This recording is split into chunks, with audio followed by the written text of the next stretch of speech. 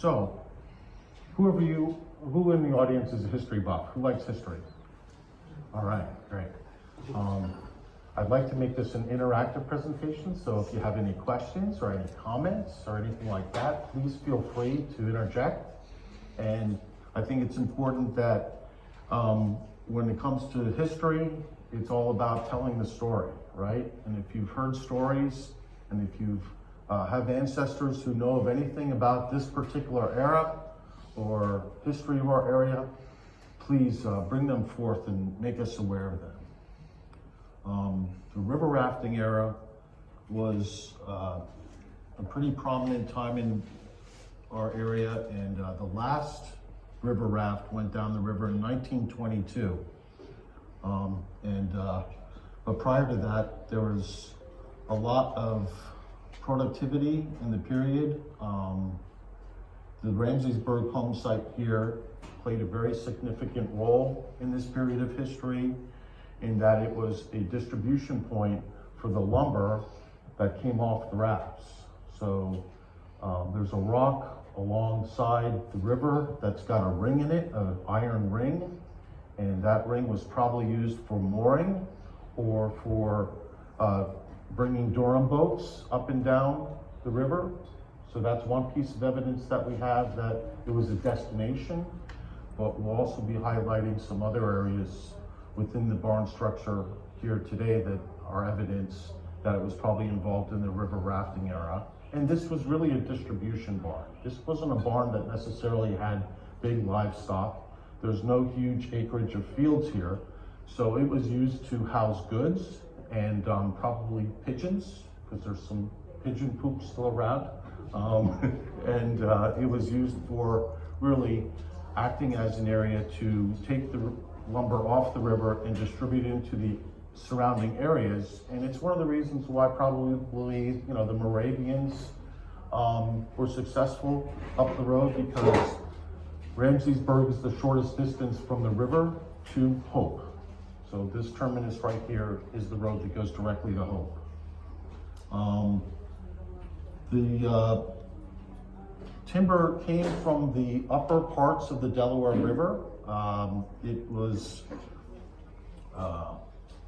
brought down and distributed out of this area. And I'm also going to touch upon how this area is relevant to the river and having it later become a wild and scenic destination, as well as a river that was very environmentally involved.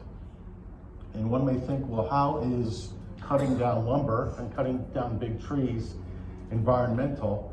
And you're right, cutting down and logging was extremely devastating to the area, and it ultimately had an impact on the industry. But in the long run, we're going to find out that it was a turning point, and there are certain things during this era that actually caused the Delaware to later become one of the great free-flowing rivers of the United States. So let's get oriented. We're going to be talking about the upper and the lower Delaware today, and we're going to be I'm sorry. Hold on a sec. Hit the wrong button.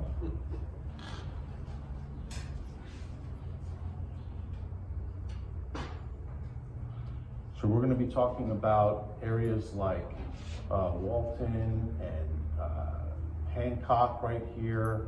We're going to be talking about a little area called Shinopal here, and also Equinox right here, and Callicoon along the Delaware, and then Port Jervis that we're pretty familiar with down in this area. On the lower Delaware, we're going to be touching upon, of course, hitting the wrong button there. I'm going to have to get my orientation going here. We're going to be talking about the Delaware Water Gap, which we're right in the shadows of course. Fowl Rift, which is down in this area right here. Okay, actually right there. And we're going to be talking about Easton and Trenton and also ultimately Philadelphia, where a lot of the lumber ultimately arrived. So, tall timber in the upper Delaware. Logging actually preceded the period of bluestone quarrying and also tanning. So tanning was an industry in the area, but logging actually preceded that by about half a century. So up in the Catskills, you have pine and hemlock, rich forests, and then in Pennsylvania and New Jersey, you had your maple and your oak that was logged. This is a picture of some lumbermen up on the Shinopel, along a little tiny river bend on the east branch of the Delaware, back in probably the late 1700s, early 1800s. And it looks like their day is done because it looks pretty clear behind them. So, the forests up there were rich in really tall timber. And we can be very proud of the fact that the tall timber did make its way down to Philadelphia, where the shipbuilding industry was taking off and doing very well. And that actually some of the large masts and some of the large pieces of lumber that were brought down are a result of wood up on the upper Delaware. And the Constitution, otherwise known as Old Ironsides, was made with a mast from the Delaware, as well as the Constellation and the Philadelphia were cut along the shores of the Delaware as well. So there's a quote that I like to say, that the Valley's lumber carried sails through battles with Barbary pirates at Tripoli and in engagements against the British fleet during the War of 1812.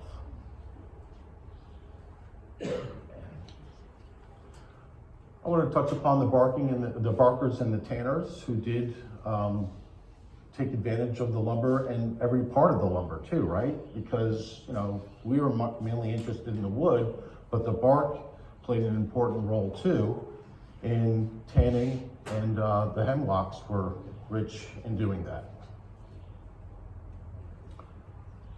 But there were log jams. So the river had a lot of results of heavy duty lumbering, and the log jams were a problem.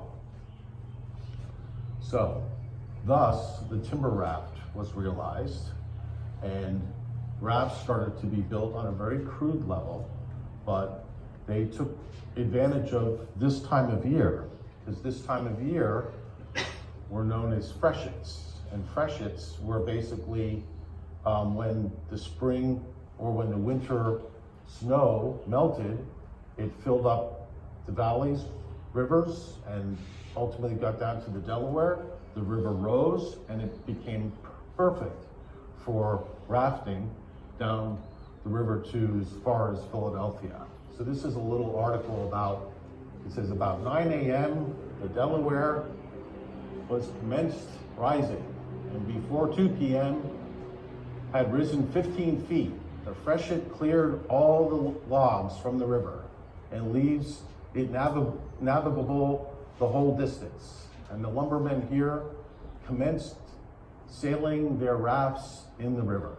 So that's what caused them to get out and get excited about building their rafts and getting downriver. And the rafts started to evolve. In the mid to late 1700s, we saw a little bit more sophistication, and they were started to be constructed a little bit more. They were built with pine and hemlock, and they were able to make it down to places like Philadelphia and Easton.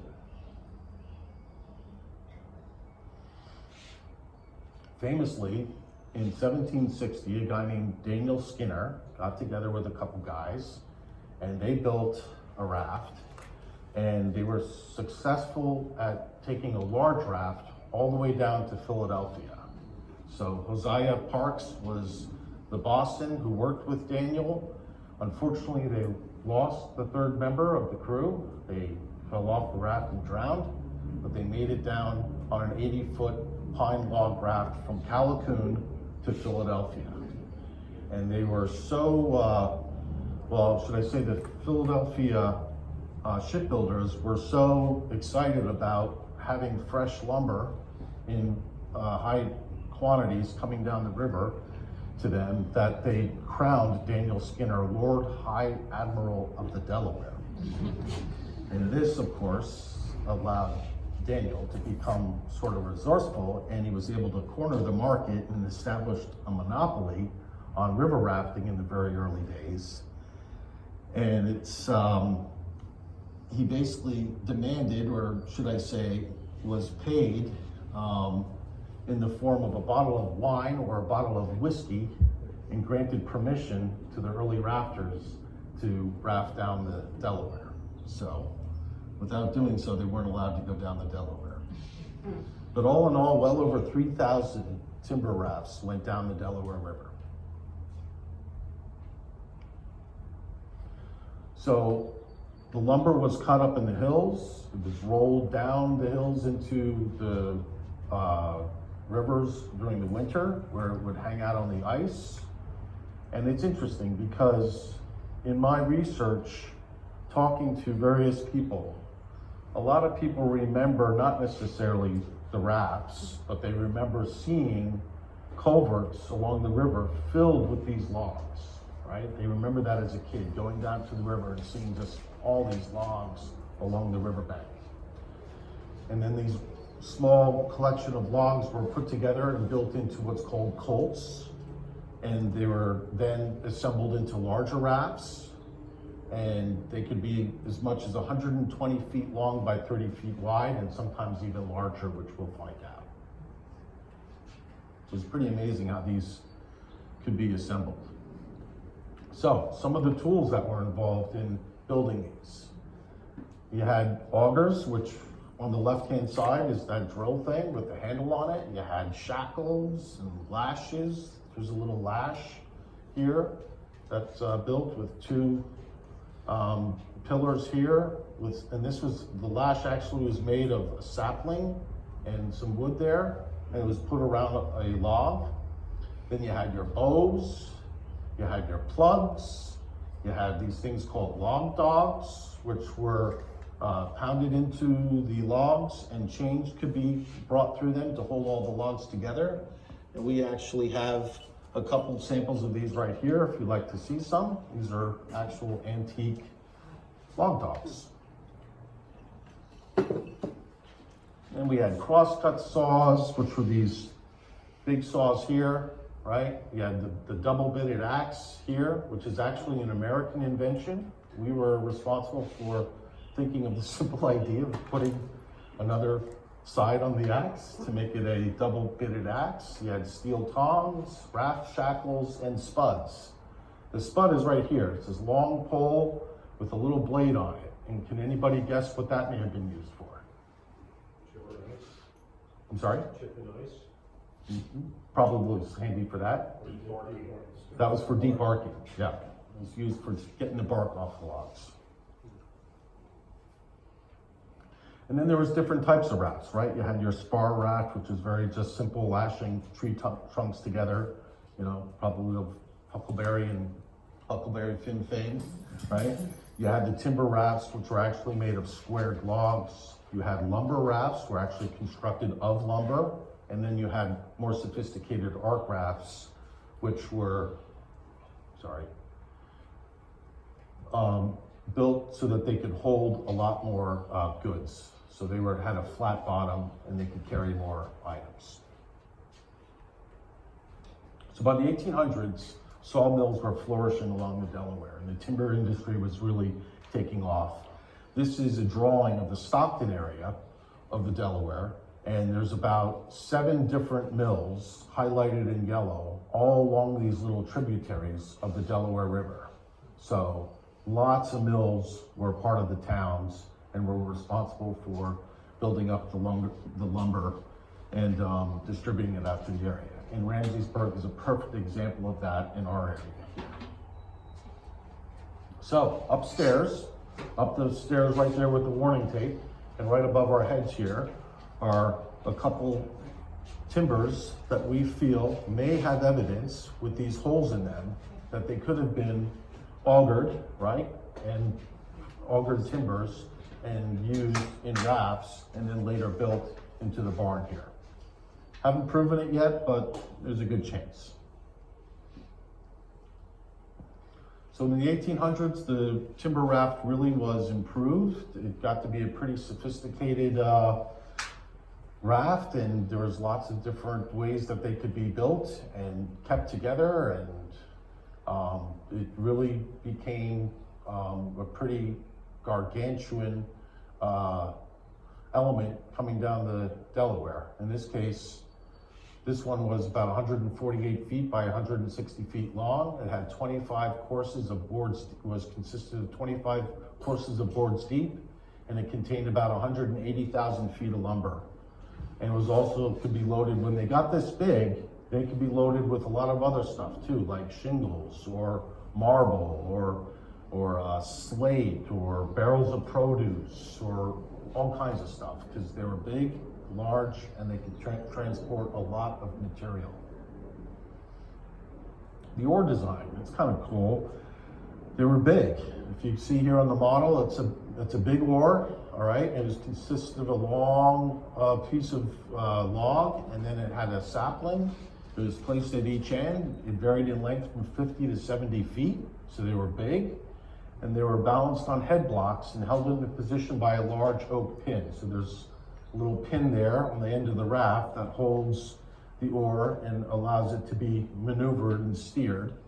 And the oars were about 16 foot, and then they had about 16 to 20 inches wide, and they were set into the stem with a blade, and the blade was made of probably a high quality wood like white pine. So the crew and what they earned, right? Usually you had 5 men to a raft. That was the norm. And these are basically how much money they made back in those days. So there was a hierarchy. So you had a pilot, was this guy kind of standing in the center with the coat on and the hat. And then you had the steersmen, guys who would be responsible for actually rowing the raft. And the pilots usually had a background in running a ship or something like that. So they were paid a little bit more money. And the raftsmen were paid their fee. And in fine print, it says down here, like every contract that we get nowadays, there's no compensation for the return trip.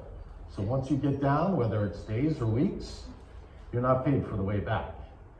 And by the way, you have to either walk back, or you have to hitch a ride, or find some resourceful way to get back home.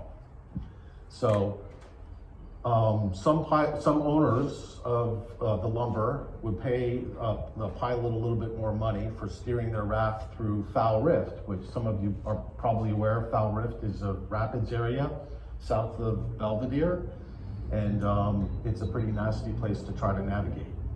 So during that era, let's see, yeah, during the same era, a general laborer received about $1 for a long day's work plus their board. Question? What the logsmen did, they hitched the ride back on the canal boats a lot of times, Ah, coming okay. back from Philadelphia. All right, great. How long would it take from Upper Delaware to Easton? From the upper Delaware Yeah, to Easton, I would say a couple days, 2 to 3 days. Yeah. That says 5 days right there. Oh, 5 days? sorry. I'm a liar. Look at 5 days. I'm sorry. Look at that. Wow. All right. Was there a question over there? Yeah. These rafts, say they made it to Philadelphia, of course, regular made. Did they disassemble the rafts and you just used the lumber that was left out? Yeah. Right. If they were lumber rafts, they were brought down and disassembled and sold. And then the lumber was sold, right? Or the logs were brought down and used in the shipbuilding, where they were milled down in Philadelphia and built into the ships. You mentioned that they were using gas tools to debark the lumber. Why would you want to debark the lumber before it being running down the river? Because you could use the bark for canning. So the bark was actually, you could boil it down and use it for the liquid of it, could be used for canning and other things. So, yes, Okay, the real big long raft, right. how high? How long did it take to make that? Oh, I don't know. That's a good question. That's a really good question. It'd be good to know that. So maybe I can try to find that out. So each raft was only used one time? Pretty much, yeah. They were built to be temporary, to just get them downriver and then distribute it because that was the goods. That was the material that would be sold. And that's how they made their living, right? So they would start up, they'd build a raft, they'd get on the raft, they would bring it down to Delaware or to Easton or to Ramseysburg or to wherever, Phillipsburg. They disassemble, get paid for the raw material, for the lumber, and then work their way back home. And in some cases, if they were good, they could get maybe 3-4 trips done during the spring and get downriver a couple times in the season before. Was the water always high enough to get over the Fowler River? No, That's what no, it was. Is that why they stopped here? That's probably why they kind of stopped here, yeah, and Foul Rift was nasty. There's a lot of lives lost in Foul Rift. And yeah, it was not easy to get down. In the springtime, a little bit easier because you had the freshets and the water was high. But as the season progressed, and the water went down, it got more dangerous. So Skinner was paid $20 in gold for each mast when he made it to Philadelphia, okay? And it took Skinner and Parks 2 weeks to walk back to their homes in Damascus, Pennsylvania. So there's a whole bunch of terminology that evolved with this era and with this culture and with this job. All these great words about snubbing posts and head blocks, and of course we've learned about freshets. We know what freshets are now. Halyards and platforms and a pup. A pup is a creek raft, right? Constructed up in the small streams where the large rafts could not navigate, to be run out to the larger streams, butted together at the end and lashed, thus making a full-length raft. So that's a pup. Also a colt. So colt and pup are kind of interchangeable. And then you had a pair of pups, which would build up a larger raft, right? You had fleets, you had whiskey boats. Whiskey boats were basically skiffs that hided out in these little culverts, and when the rafts came down, the whiskey boats would run whiskey out to the rafters and sell them whiskey, and then scoot back into the culverts and hide. You had a grub, which is a white oak sapling cut with the bulge of the roots on, used in rafting lumber. I haven't really found out exactly what a grub really did, but we'll see. You had oar blades or stems. You had the log dog, which we talked about. A jobber is a hired hand to work on a raft. So all this great jargon of the rafting era. It just goes on and on. One of my favorites is paying the coattail. And paying the coattail is the first trip a lad goes down the river and through the falls to treat all the hands. If not, someone would cut one of his coattails, and the raftman, because the raftman wore coattails down the raft or down the river.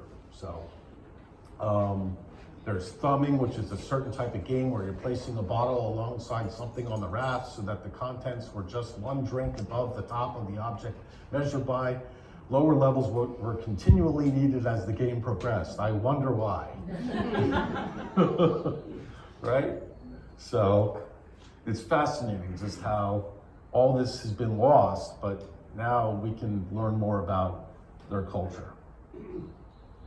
So here's a little video I'm going to play. It's of a rafting guys, but it's in Sweden, all right? It's the only thing I could find. But it will give you a flavor of what it took to navigate one of these rafts down a river. Hopefully I can get it to play.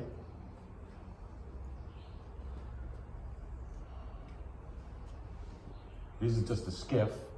I don't think I saw any whiskey bottles in there, but that's the skiff preceding the.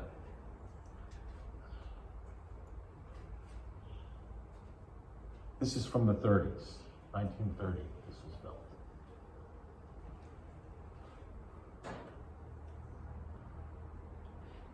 But you see the guys running back and forth, grabbing the oars. One of the guys there with his hands on his knee is probably the pilot. Here they're working on lashing them together. They would get pieces of wood so that it was flexible and lash it to the logs, because when the logs would go down the river and go over the rapids, it still had to be flexible, right? So if it had rebar or anything on it, it would be too stiff and it would break up easily.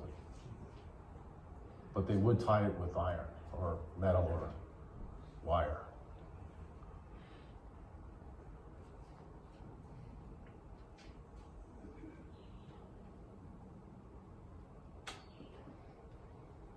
And it's coming together for them here, and it's starting to be towed, in this case being towed by a boat out into the river a little bit more. And here they're descending the rapids. And here you get a good flavor of a couple oarsmen trying to navigate one of these guys. Not easy work.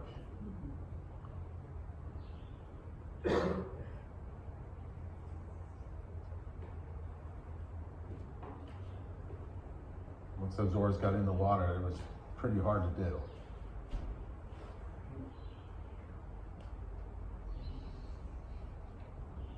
Did they moor them so they could get some rest? Yep. Or did they, Mhm. oh, They okay. would more, yeah. There was I think a thing called a grub, which is basically a moor that they would drive into the log and it would allow them to tie it up to the shore at night. And, you know, places like Easton, places like Phillipsburg, they would have taverns, right? So they would stop overnight, go to a tavern, you know, sleep for the evening, stay in a little B&B, so to speak. The Rigelsville Inn, What's that? the Rigelsville Inn, I think. Yep, I think so. So, let's talk about some memorable events that happened along the Delaware, right? In 1828, 1,000 rafts were reported to go down the Delaware in Pennsylvania, from the Hazards Register of Pennsylvania. In 1861, a 60-footer by 190-foot long raft containing more than 120,000 board feet of lumber was captained by Bill Parks. We're going to learn about a collision that was historic with regards to a circus elephant in a couple minutes. And in 1875, as many as 3,000 rafts traveled the river yearly. And in 1880, the Port Jervis Daily reported that 902 rafts passed through the Lackawaxen between January 1st and April 11th. So, a very memorable event was in 1869 when the Van Enberg Circus was crossing the Delaware up by Port Jervis, and they had a rather large elephant that was part of their team. And the elephant, for some reason, decided he made up his mind to meet it and try conclusions with this vast aggregation of timber, measuring some 40 by 100 feet. The lumberers who manned the huge raft plunged overboard when they saw the direction it was taking, and Tipu's keeper made the best of his way to shore so that the elephant and raft were left to fight it out alone. The enormous strength of the beast enabled him to partially check the momentum of the mass of hemlock logs so that the upper end began by the force of the current to swing around. So by degrees, the raft slipped away from him, and pursuing its way down the swiftly flowing stream was dashed to pieces on the rocks below. A consummation which was watched with intense delight by Tipu the elephant, who evidently thought that the credit of victory was due to himself alone. Okay? So, that's a memorable event with Tipu Sahib the elephant. So, by the 1870s and 1890s, timber rafting was definitely on the map as a real business. It was a legitimate culture. You had all kinds of licenses that were involved in securing these rafts. You had a whole journal that was created around the culture of raftsmen that was read by them.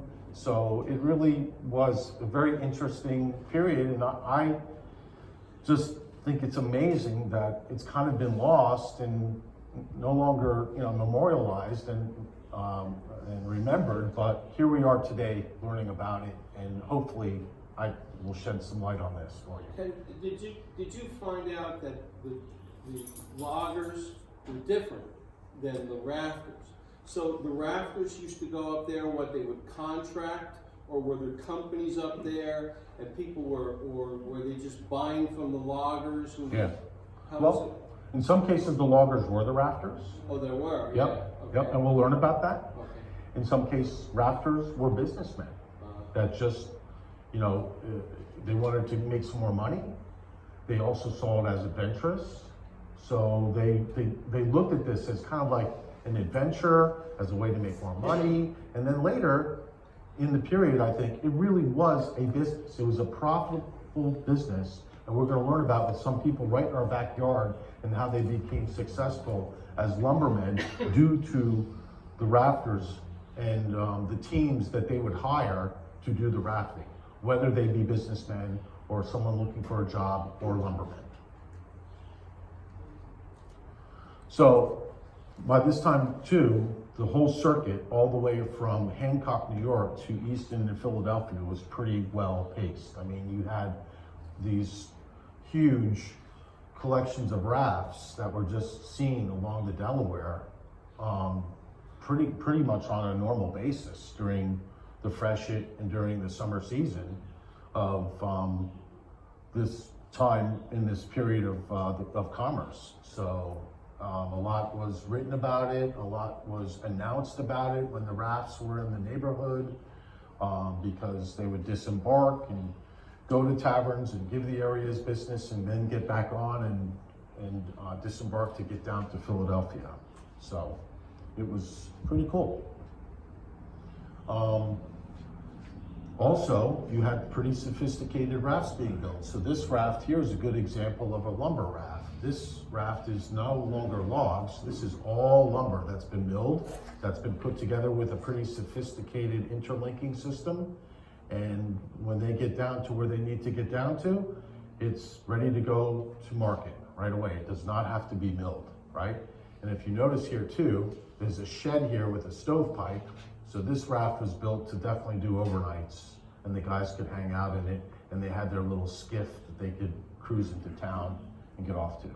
This is a pretty long raft. Look at the size of these oars. Look at how long it is. You have 2, 4 guys, 5 guys on this raft at either end. That's a long one.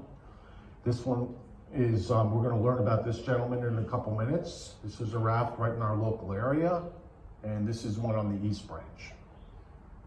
So, pretty neat how they were so prominent. The Riverman was a person who was rough and ready. These were guys who got excited when it was time to raft. They were tough, they were lumbermen, farmers, later businessmen, and it's pretty interesting reading about some of the times that they had when they would go down the trip. So they kind of lived that Huckleberry and Finn, lifestyle, and enjoyed it. And it was a lot of work too, right? A lot of stress to build one of these things and to stay alive. So why not celebrate it if you made it down the river for a couple nights? We're going to learn about a particular individual here. This gentleman here on the left, he is a former militiaman. So he was in the war. A lot of lumber rafters and a lot of rafters were ex-militiamen. They got back from the Revolutionary War, they get back from the Civil War, they still want to work. So they would do rafting. And Boney Quillen here is his name. And he was a rather resourceful individual. And there's a story about Boney where he took this rafting trip down the Delaware all the way from upstate New York, gets down to Philadelphia, needs to get home, and if you notice, a number of them have hats on. So he decided to try to get home via train because he wanted to get home faster and to get back onto another raft. So he had this little trick where he would get on the train with his hat, and when the train got going and the conductor started walking down the aisle to get the tickets, he would look out the window of the train and lo and behold, his hat fell off, right? It got blown off. So by the time that the conductor got to him and said, "Where's your ticket, young man?" he would say, "Well, it was in my hat, unfortunately, and it blew off." So he actually used that as a way to get a free trip back home. So they were pretty interesting characters.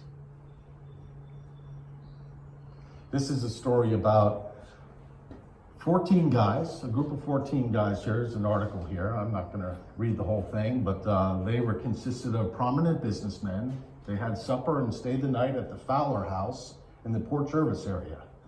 The raft was a scow and raft combined. It was 80 foot long and contained 10,000 feet of timber. E.W. Clute was on his 100th trip down the Delaware on this raft, and they employed a cook and had a full stock of groceries and provisions along with a tent to protect them in case it rained. So they were out for a good time. But they also became respected, right? As they earned their dues going down the river, brought back the stories of survival, brought back the stories of success and some money in their pocket, they worked their way up the ladder. And in this case, this is a gentleman, his name is Fred Ellenberger. He was a very prominent businessman in the area, and he was associated with a gentleman named Andrew Yetter, who we're going to learn about in a couple minutes.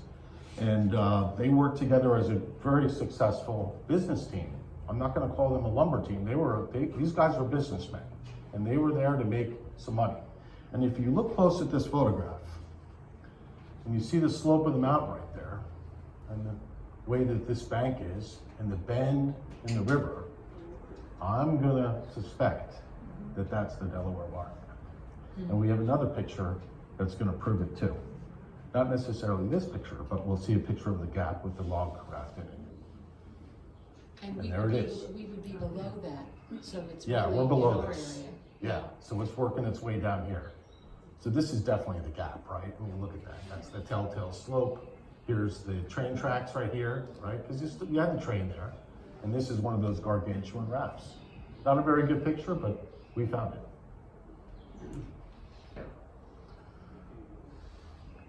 I'm going to mention again that rafting was extremely dangerous, right? And there was a lot of people who lost their lives. So we have to remember that. There's a story I'm going to highlight here. Give me a second. By Leslie Wood in his classic Rafting on the Delaware River, which I'm going to read to you, describes a leg of a logger's trip in which his craft encounters several fully loaded coal barges, a 2-inch thick hawser. Everybody know what a hawser is? A hawser is a big, huge, thick rope or cable that's put across the river, right, to tow things with. So he ran into a hawser in the river. Okay, and it was beyond that a 7-foot high dam he came in contact with the spring floodwater surging over its top. So I'm going to quote him here. It says, "The forward end of the raft floated out a few feet in midair and then suddenly plunged down into the water below. The raft bending in the middle from the force of gravity on both ends, and the forward oarsmen, who sometimes stood 2 feet in water when the raft plunged, were hidden from the sight of those on the rear end. A tremendous pressure was exerted on all parts of the craft when going over the dam, the whole framework creaking and groaning like a huge monster in terrible agony." So it's no wonder then, given the circumstances, that at the end of each trip, many raftsmen were known to help themselves to an invigorator from the whiskey jug. Did that raft make it? I don't know. So that's like the Wax's door, now it's Canal Dam. Yeah, probably. It could be. It could be. Supreme Court building, Yeah. buildings after that. Oh, really? I'm with you. I'm guessing that it probably is, right? Yeah. Oh, really? That's why they built it? Yeah. Okay. There we go. Yep. Well, I'm glad you said that, because I'm going to point something out that is important to how the Delaware became the Delaware from these gentlemen. So there was a whole bunch of raftsmen, right? And they really are due to be memorialized, especially on a day like today. James Wiley Miller here is pictured. We have Bill Atkins, the raftsman, known as the raftsman of the Delaware. There's William H. Hankins, former Delaware River raftsman. And all these guys, when they passed on, they were memorialized in their, what do you call it? Their obituaries, thank you. You have Bazile T. Mitchell, who was for over 60 years a rafter. James Henry Hitt, both a raftsman and a lumberman. Frank Brush, a soldier, a raftsman, lumberman, and farmer. You have Henry Brose, who Henry unfortunately was robbed of $1,000 that he made on his trip downriver, right? So unfortunately he lost some money from the trip. Prudence Parks Langton.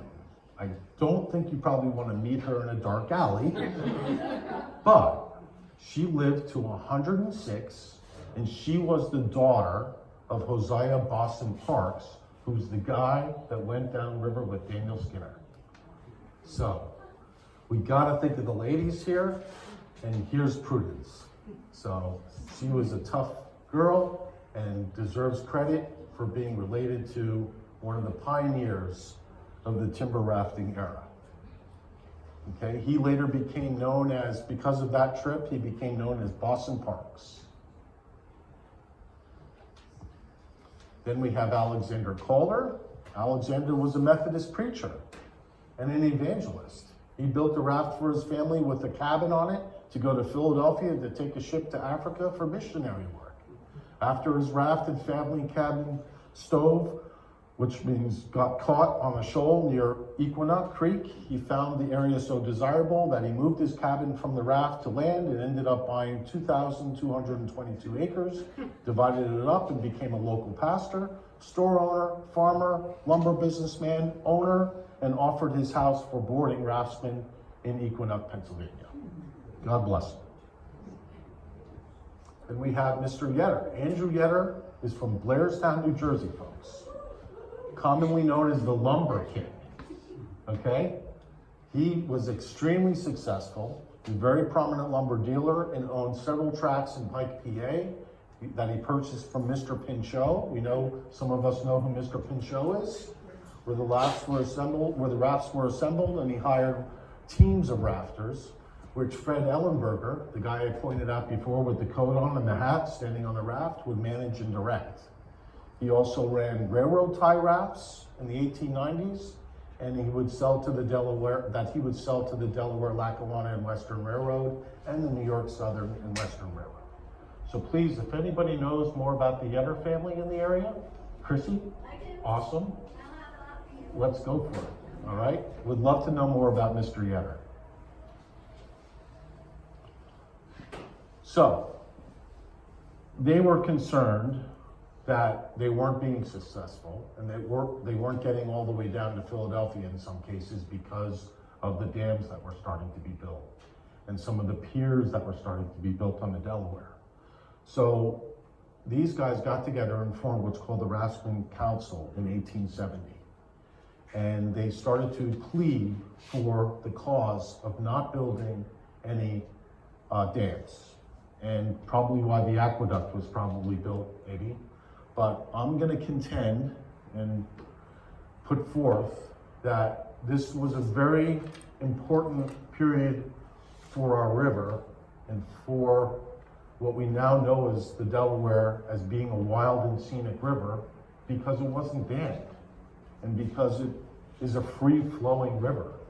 It's probably due to efforts like this from the past that these guys demanded that it remain undammed and free-flowing.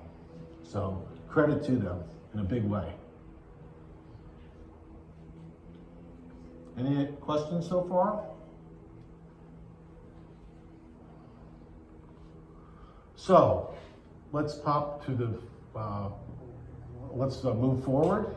We go from timber rafting to what we know as the railroad era, and what we also know today is the trucking period, right? We have plenty of trucking going on in our area here, but I will say that this truck is right down the road right now, filled with lumber on it, right? It's a picture I took a couple weeks ago, but today it's completely populated with lumber. So we go from the period of rafting on the Delaware to the railroad to the trucking industry. And why am I pointing this all out? Ramseysburg right here is at the intersection of all this. We're here along the river. The railroad used to be right across the street from us, and in fact, the homestead was moved from the other side of the street to this piece of property because of the railroad, and we have connection to the present day with the trucking industry moving logs up and down the Delaware just on Route 46 instead of the river. And furthermore, the timber rafting era spawned ecotourism, right? Today we have what's known as the Delaware Sojourn. This is a picture of the Sojourn coming down the river every year. There's 100 and some odd folks that get them in their canoes and their kayaks. They take 2 to 3 weeks to go from, oh, I don't know, it's up near Hancock or Port Jervis or somewhere. You know, Rod? It's up there, right? And they try to make it all the way down to Philadelphia. They've stopped here a couple times. That's what spawned this presentation actually, is I started to give it to them about 5 years ago, and it's grown from there. So we should be very proud of the fact that our river is still alive and well, and in fact, in some cases, getting healthier in spawning and being an opportunity for us to have ecotourism in our area. I want to thank you for coming.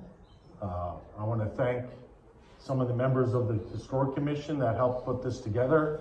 Carl Schuster, who was here, helped build this little diorama with me. So please take a closer look at it, and I hope you enjoy the presentation. Thank you. Okay. And please check out the memorial over here. But thanks. We're probably going to be doing this every now and then because it's something that's living and breathing, and I keep updating. Okay? Question? Maybe in the bathtub.